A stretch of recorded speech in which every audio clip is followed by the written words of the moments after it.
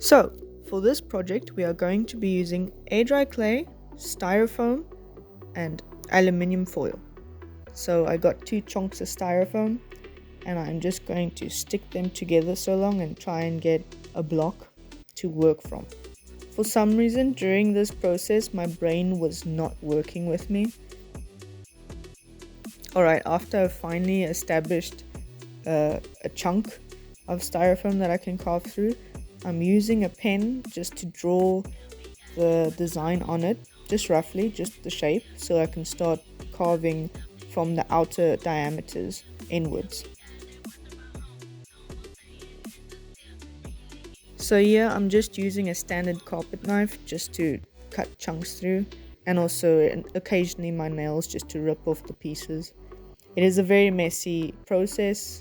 If you ever want to do this, just be advised, static is not going to be your friend. You're going to have styrofoam everywhere, on the floor, in your hair, on your clothes. There's no escape from the styrofoam.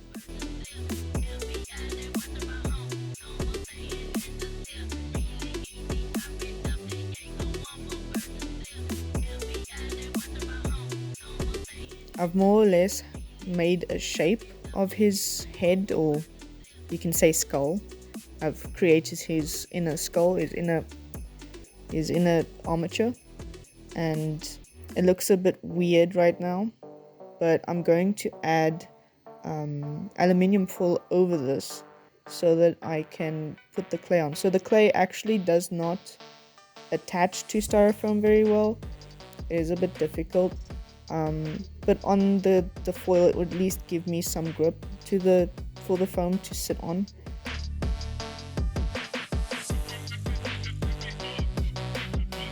I want this catnap to be in between cute and horrifying. A catnap is a bit scary, like his end form, the creepy one that you see everywhere. It's a bit crazy, but I want to kind of incorporate that into his old form, like when Catnap was still a plushie. So it's gonna be an in-betweener, mainly because if it's small enough, if it ever tries to attack me one day, I can still take it on. I'll be able to fight it and survive. I'm just gonna use tiny pieces of foil and create ears for him.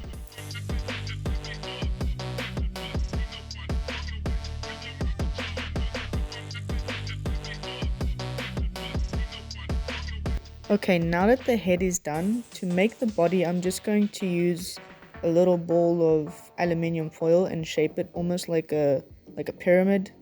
And then using a toothpick again, I'm just going to attach the head piece to the body piece to keep it just together, as I'm gonna put clay over it, so I'm not too bothered about it gluing it.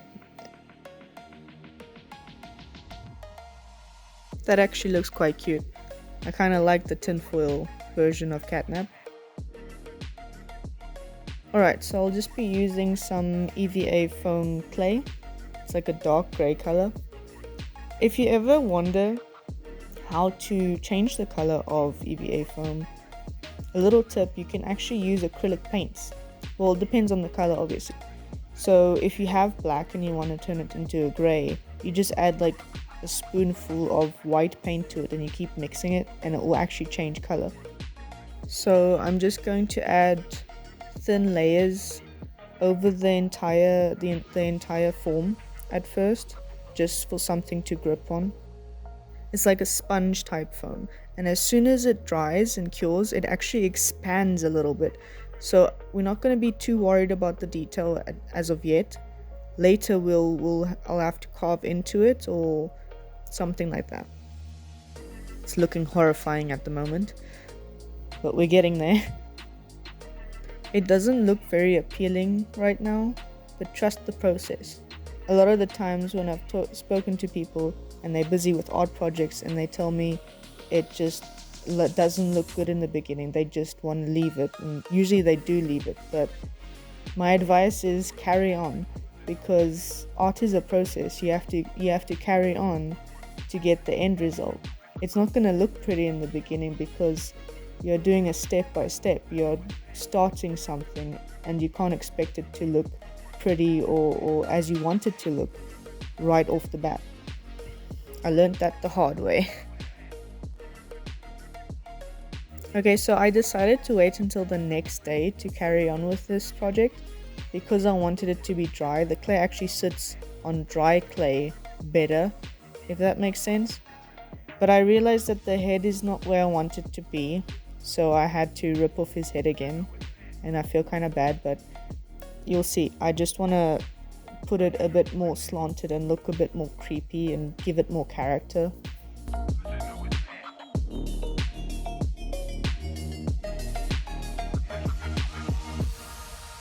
And to keep it upright, I just stuck a toothpick again into its butt and into a piece of styrofoam just to keep it upright while I'm busy working on it, and just filling up those last little bits of tin foil that's still shining through.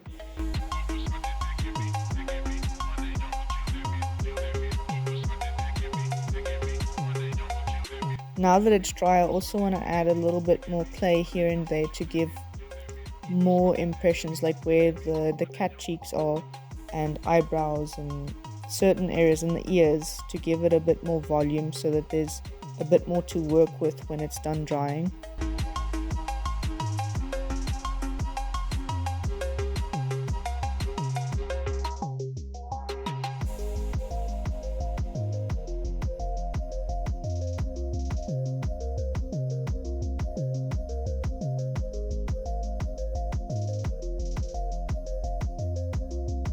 Alright, for the legs and the arms, I'm going to use more tin foil to build like a structure on the inside. Because this clay does tend to deflate if there's no structural integrity on the inside, I'm going to have to model them over that as well. So I'm just going to wrap some clay around these arms and legs and then attach it directly to the body and put it in a position that I like.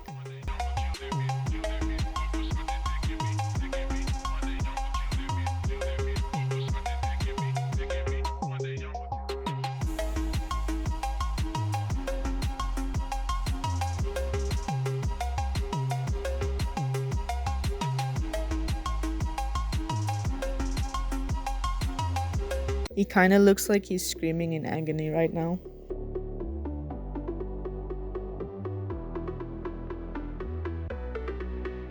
I'm just going to make the tail separately, also using the method with the tin foil base and then clay around it. It's just I don't want to risk attaching it and then it falling off or anything like that, so I'll just attach it when it's cured. 24 hours later. Alright, so it's the next day and everything is dry.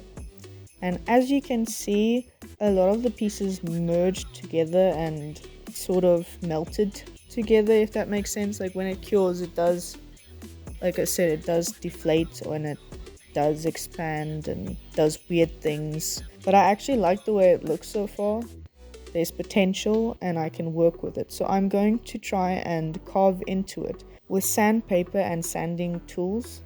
They're like little nail files, but they're not for your nails. They're for intricate carving and things. I'm not really too sure what you call them, so that's my explanation of what they are.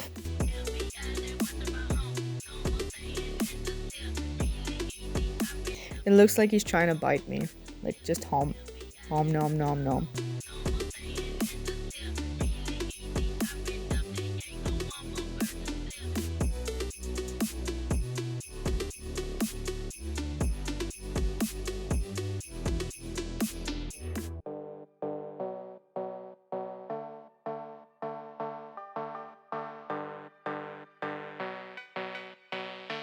So I gave up on the sanding with sandpaper as it was taking too long, and I'm using my little Toolcraft little tool and I'm just speeding things up a bit.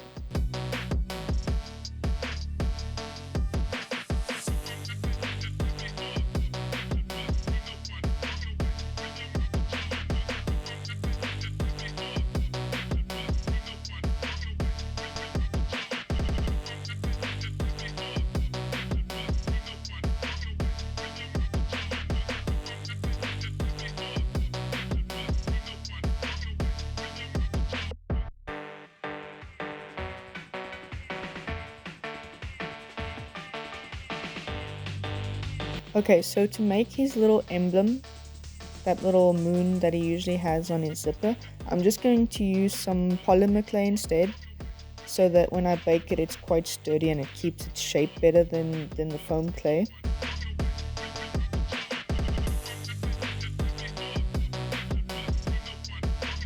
I'm also going to be making his nose like this because I couldn't attach his nose with the foam clay, as it would have misshapen or drooped or something.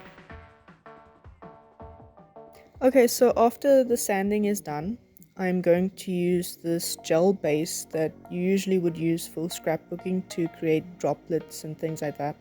I'm just going to use this to fill up any cracks or indents that I see. It is clear, but I'm going to paint over it anyway, so, you know.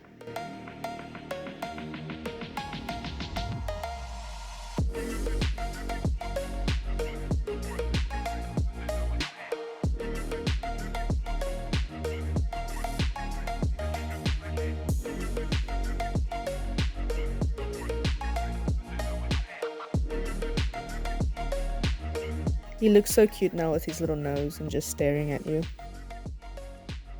Boop the snoot. Okay, so I'm just gonna use this purple to paint a base coat all over him, like just make it one color.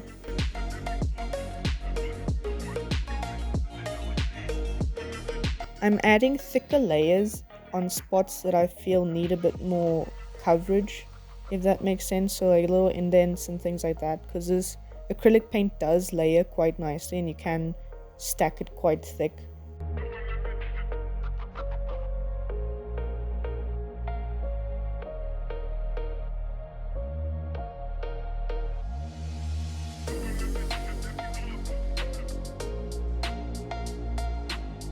And after the purple, I'm just going to use black paint to paint the inside of the mouth and the eyes.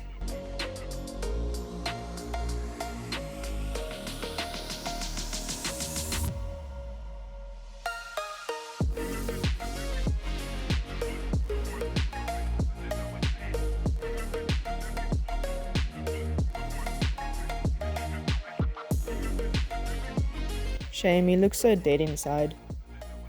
I feel bad for creating him now.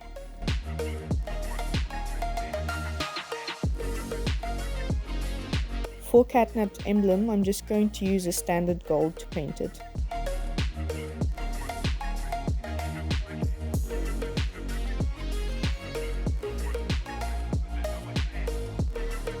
Okay, so for the eyes, I have these little half pearl looking bead things that you also would usually use for scrapbooking, and I only have purple, so I'm going to paint it white and then put a little bit of black in the center to mimic the eyes that Catnap has.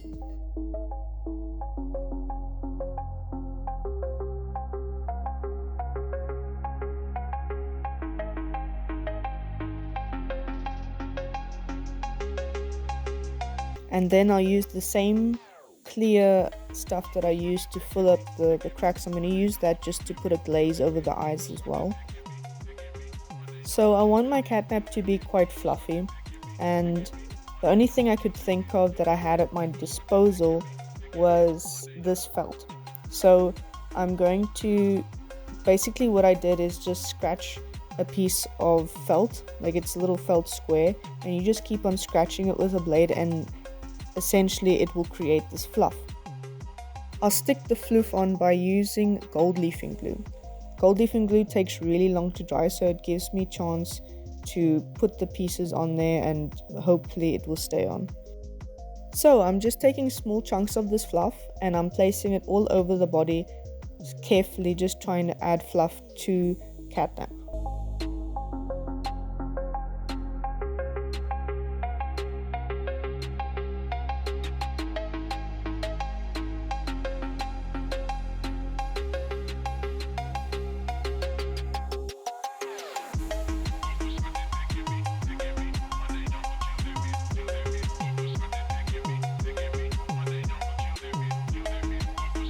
So, mistakes were made and the gold leafing glue didn't work so well. It's the next day and as you can see it came off quite a bit, and he kind of looks like he has mange. So off to plan B. So for plan B, I'm just going to use super glue instead, and I'm going to try and use more fluff, if that makes sense. Like, I'm just gonna pack him so full of fluff so that I can just trim it off later, like trimming a pet or a dog or a cat, and we'll see how that works. But as I said before, art is a process, so you can make mistakes along the way, and the most important part is not to get discouraged trying to make a different plan, or even starting over if you really have to. But it's just how it is.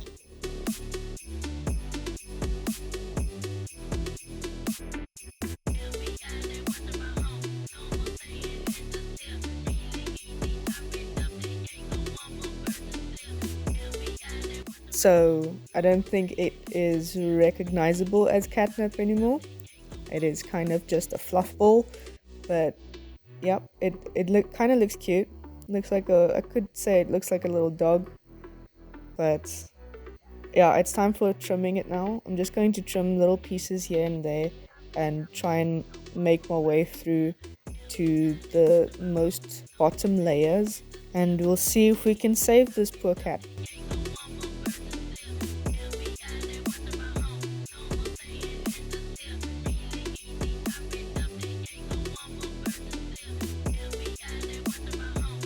As I'm trimming it, I can see that there's still spots that I left, gaps, and as I'm trimming it, I'm just going to glue further again with super glue, because I mean it dries pretty quickly, so then I can just trim again.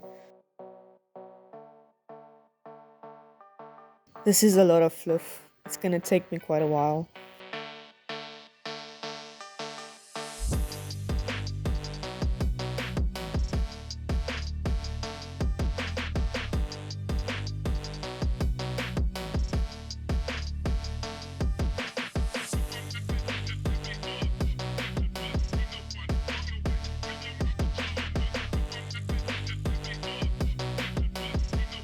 He can breathe.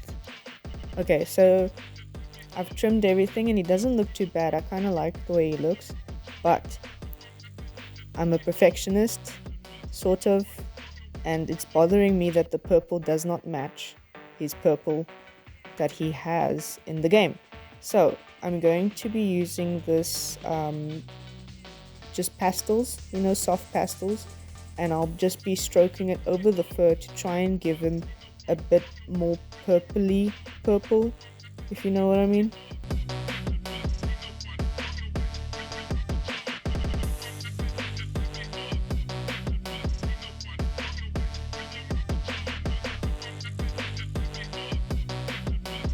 I'll also be using some white pastels to give highlights in certain areas, like on the eyebrows and the little cat cheeks, and then going over again with the purple, so it will give it more contrast and different shades of purple.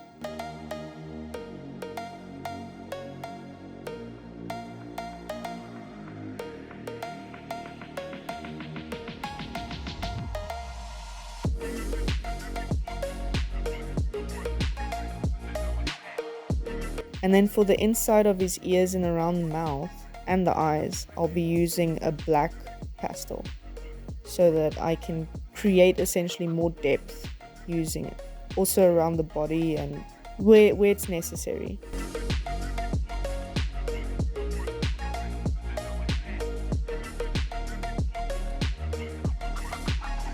Alright, now that his colors are sorted more or less, I want to add the little moon to his chest and also the eyes. So I'll just be attaching that with some super glue. I'm not so sure about the eyes, they kind of bother me. Not in the right way, but I might just remove them. Maybe at the end of the video I'll show the result with and without the eyes, and then you can decide which one you'd prefer. Alright, so he is basically done, but I think he needs something. I think he needs like a little base to sit on. So I'm going to use this coaster. It's like a wooden coaster that you can just buy the craft store, so you can paint on it or put stuff on it. And then I'm just going to paint it like grays and whites, almost like the concrete floors. If you've ever played the game, you can see that there's a lot of concrete floors everywhere and there's always a mess and it just looks dark.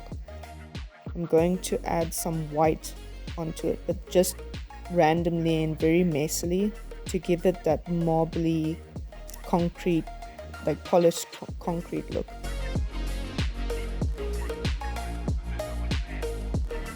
And now that that's painted, I'm somewhere just gonna add also some blood splatters because it is a horror game and I feel like I need to.